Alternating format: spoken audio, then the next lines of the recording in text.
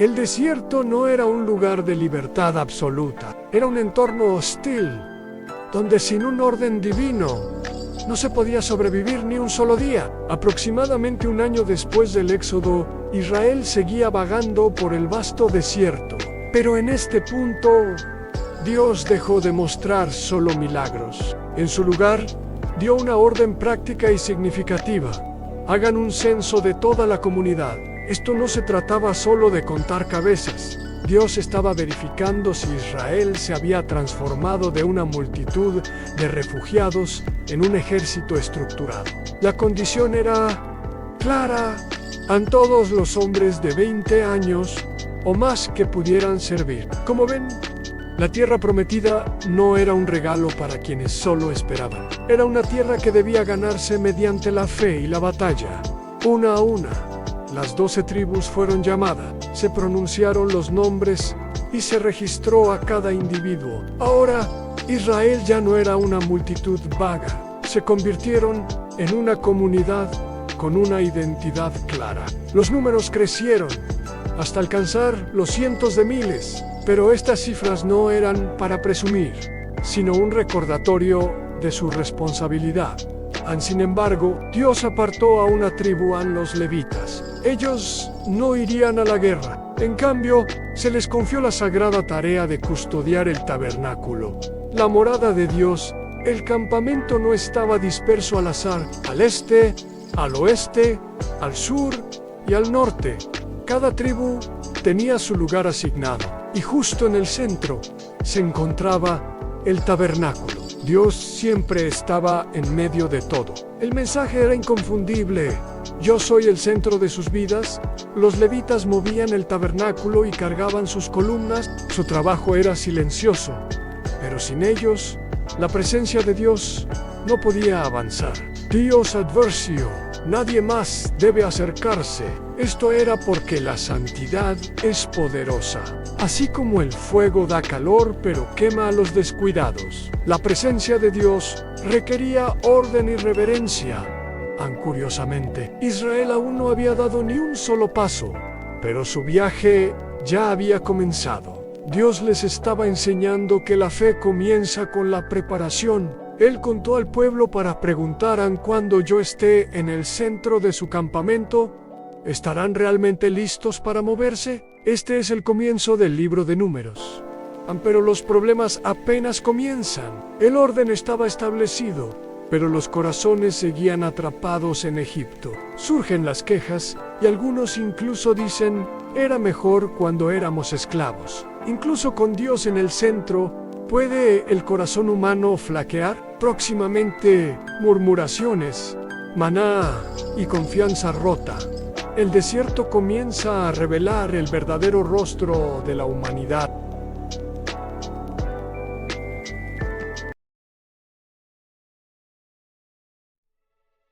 Amigos, el desierto es más aterrador cuando hay silencio. Por fuera, todo parecía perfecto en la columna de fuego, la nube guía y el campamento organizado con un orden divino impecable. Pero por dentro, en el corazón de la gente, se estaba gestando una tormenta. Todo empezó con una pequeña queja, un susurro en las orillas del campamento: cueramos carne. Esas palabras se propagaron como un virus por todas las tiendas. En Egipto comíamos pescado, pepinos y ajos gratis. Es increíble, ¿no? Empezaron a idealizar su esclavitud, olvidando por completo los latigazos y el dolor. La noche en el desierto era silenciosa, pero el murmullo de la gente se convirtió en una sinfonía amarga de descontento.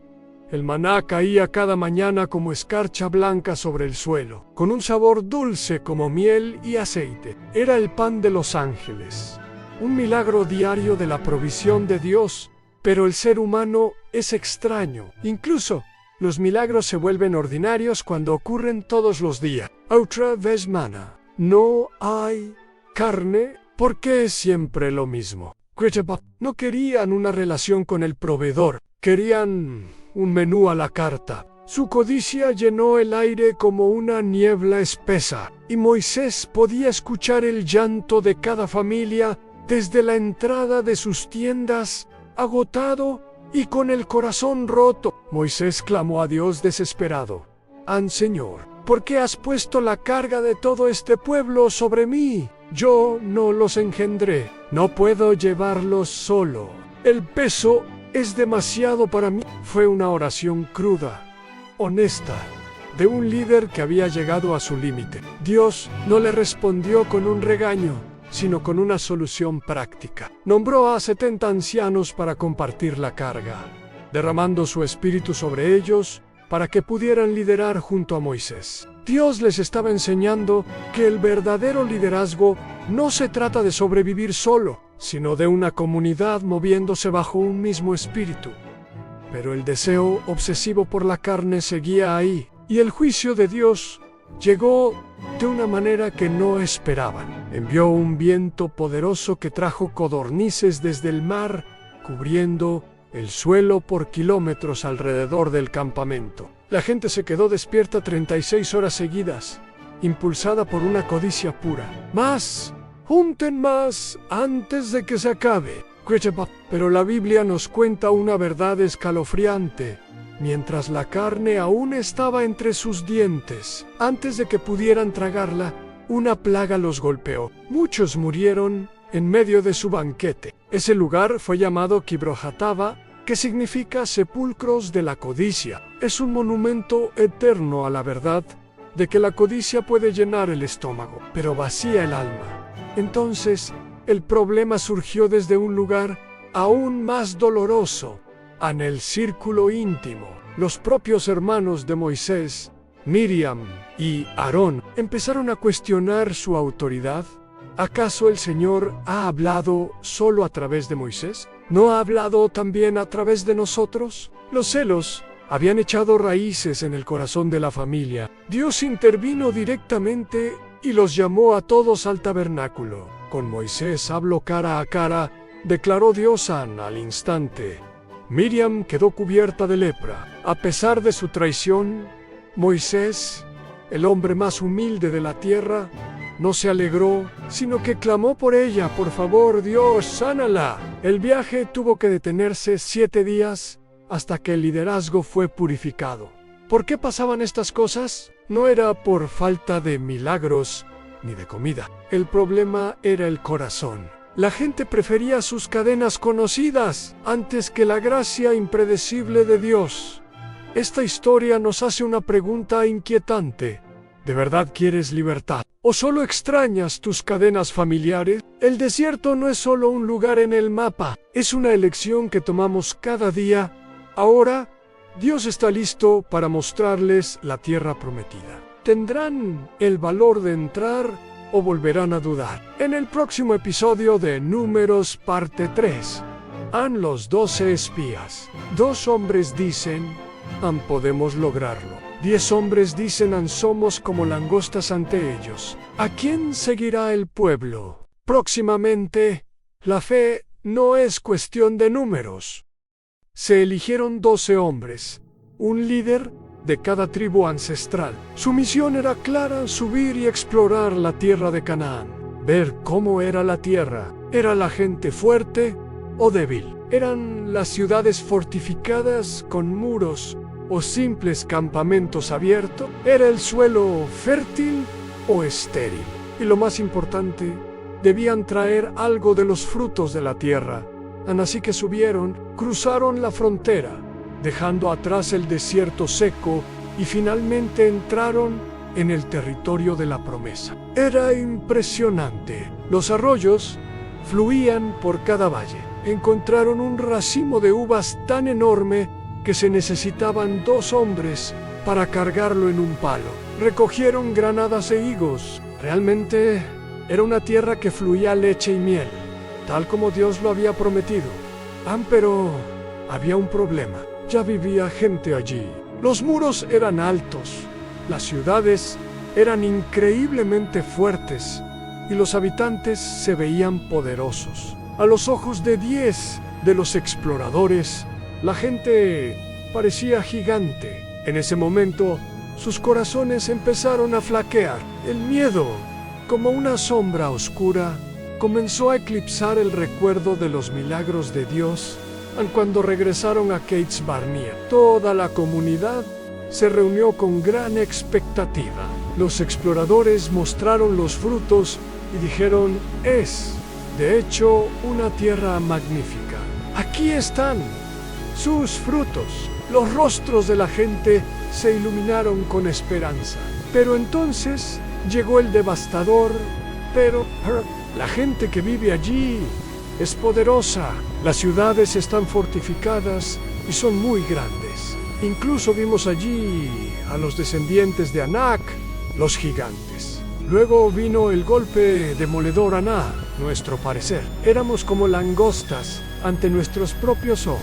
Y así nos veían ellos a nosotros. Esa sola frase asfixió a todo el campamento. Esa noche, el pueblo alzó su voz y lloró a gritos. ¿Por qué el Señor nos trajo a esta tierra solo para morir a espada? ¿Qué pasará con nuestros hijos? Hubiera sido mejor morir en Egipto. Incluso empezaron a hablar de elegir a un nuevo líder para regresar a la tierra de la esclavitud en medio del caos. 2 hombres se levantaron, Caleb y Josué, rasgaron sus vestiduras de dolor y clamaron: la tierra por la que pasamos es sumamente buena. Si el Señor se agrada de nosotros, Él nos llevará a esa tierra. Solo no se rebelen contra el Señor, ni tengan miedo de la gente. Luego dijeron algo audaz: ellos no son más que pan para nosotros. Su protección se ha ido, pero el Señor está con nosotros. Pero el pueblo se negó a escuchar. En cambio, gritaron para apedrearlos. En ese momento, la gloria del Señor apareció. Una voz tronó por todo el campamento: ¿hasta cuándo me despreciará este pueblo? ¿Hasta cuándo se negarán a creer en mí? A pesar de todas las señales que he hecho entre ellos, el aire se sintió congelado.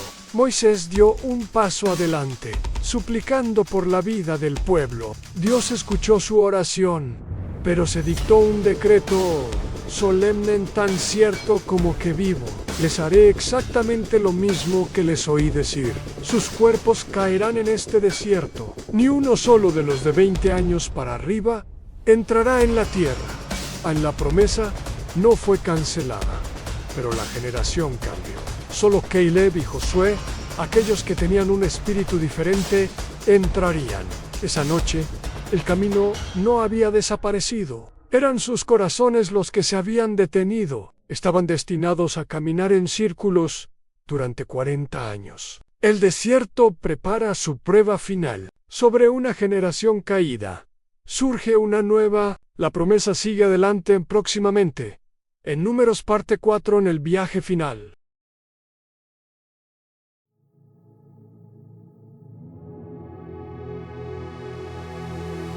En la superficie, el desierto parecía tranquilo, pero en el corazón del pueblo se gestaba una tormenta. En el centro de todo estaba Coré, un levita que servía en el tabernáculo. Era una posición honorable. Pero Coré quería más. Empezó a susurrar: ¿por qué Moisés y Aarón están por encima de todos? ¿Acaso no somos todos santos? No estaba solo. Datán, Abiram y 250 líderes prominentes se unieron a su desafío. Confrontaron a Moisés diciendo: has ido demasiado lejos. No nos has llevado a la tierra prometida. ¿Por qué actúas como nuestro rey? A Moisés no se defendió. Se postró rostro en tierra y dijo: mañana el Señor mostrará quién le pertenece. Les ordenó a los rebeldes que tomaran sus incensarios y se presentaran ante el Señor. Dejó el juicio enteramente en manos de Dios. Al día siguiente, los 250 líderes estaban listos. Un pesado silencio llenó el aire. Entonces el Señor habló: aléjense de las tiendas de estos hombres malvados. Mientras el pueblo retrocedía, la tierra bajo los rebeldes se partió de repente. La tierra abrió su boca y los tragó vivos, a sus familias, sus posesiones, todo. Luego salió fuego del Señor y consumió a los 250 hombres que ofrecían incienso. Dios mostró claramente: el liderazgo no es una posición que se arrebata, Es un llamado establecido por él. Pero la rebelión no terminó ahí. Al día siguiente, el pueblo volvió a murmurar: ustedes han matado al pueblo del Señor. Sus corazones seguían endurecidos incluso después de presenciar un milagro. De repente, una plaga mortal comenzó a azotar el campamento.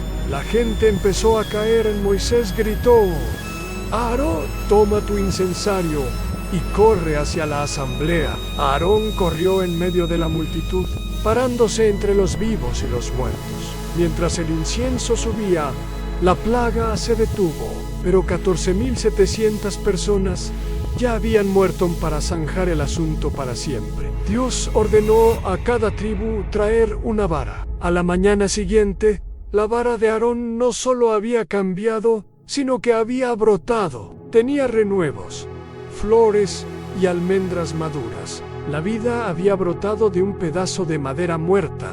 Ancore es recordado por su rebelión. Moisés es recordado como el intercesor que corrió para salvar a quienes lo atacaban. El desierto revela lo que realmente hay dentro de nosotros. Algunos son tragados por la tierra, mientras que otros corren para ponerse entre la vida y la muerte. ¿Dónde estás parado hoy? En nuestra próxima historia, el agua vuelve a escasear. Moisés golpea una roca con ira y una decisión impulsiva le cuesta todo próximamente. En Números parte 5, a la tierra prohibida.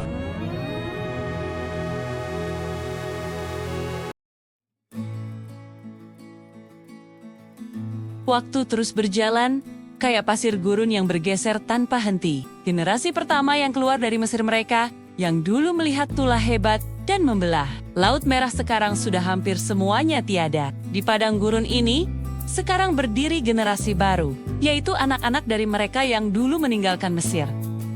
Tapi meskipun wajah-wajahnya sudah berganti, sebuah siklus pemberontakan yang sangat akrab mulai terjadi lagi. Masalahnya tetap sama. Tidak ada air. Sekali lagi, orang-orang mengerumuni Musa dan Harun dengan protes yang sangat keras. Teriakan mereka terdengar sangat familiar, seolah-olah mengulang rekaman keluhan pahit ayah mereka 40 tahun yang lalu. Kenapa kalian bawa kami ke sini buat mati? Mending kami mati bareng saudara-saudara kami di depan Tuhan. Tempat ini nggak ada gandum, buah ara, anggur, atau delima. Bahkan air minum aja nggak ada. 40 tahun sudah lewat, tapi roh ketidakpuasan mereka sama sekali tidak berubah. Musa dan Harun pergi ke depan pintu kemah pertemuan dan langsung bersujud di hadapan Tuhan. Kemudian, kemuliaan Tuhan muncul di depan mereka dengan instruksi yang sangat spesifik. Tuhan berfirman kepada Musa, "Ambil tongkatmu, kumpulkan semua orang. Bicaralah sama bukit batu itu di depan mata mereka. Maka, air bakal keluar." Ini adalah detail yang sangat penting. Kali ini, Tuhan tidak menyuruh Musa untuk memukul batu itu, melainkan menyuruhnya untuk berbicara agar kekudusan Tuhan dinyatakan secara nyata di depan bangsa itu. Namun, Musa sudah sangat lelah. Jiwanya benar-benar lelah karena menghadapi pemberontakan yang keras kepala selama puluhan tahun. Di satu momen emosi yang meluap dan kemarahan yang membara, dia kehilangan kesabaran dan berteriak kepada kerumunan itu, "Dengerin kalian, para pemberontak, apa kami harus keluarin air dari bukit batu ini buat kalian?" Alih-alih berbicara kepada batu itu sesuai perintah, Musa malah mengangkat tangannya dan memukul batu itu 2 kali dengan tongkatnya. Air memang langsung memancar deras, membuat umat dan ternak mereka bisa minum.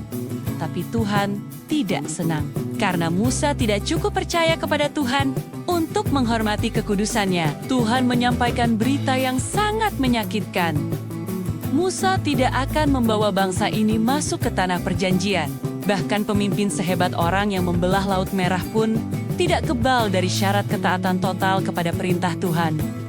Tempat itu akhirnya dinamakan Meriba, artinya air pertengkaran. Tak lama kemudian, ada perpisahan sedih di Gunung Horo.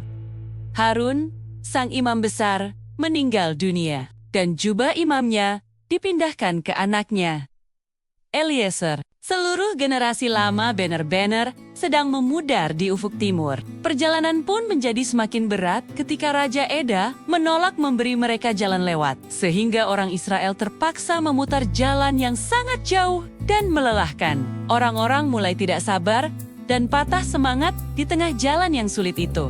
Sekali lagi, mereka berbicara jahat soal makanan yang Tuhan sediakan dengan ajaib. Sebagai jawaban, Tuhan mengirim ular-ular berbisa ke tengah mereka. Ular-ular itu memagut orang-orang. Dan banyak orang Israel yang mati di debu gurun. Baru saat itulah mereka sadar akan dosa mereka dan memohon Musa untuk berdoa bagi nyawa mereka. Solusi dari Tuhan sungguh tidak disangka-sangka.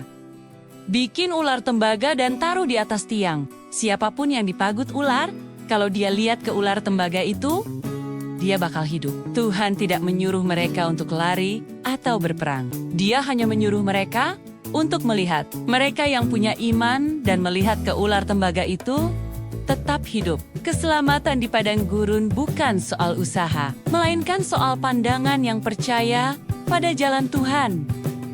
Kini, perubahan besar terjadi dalam semangat bangsa Israel. Mereka mulai bergerak ke arah utara dan mengalahkan raksasa-raksasa seperti Sihan dan Og, musuh yang dulu sangat ditakuti orang tua mereka.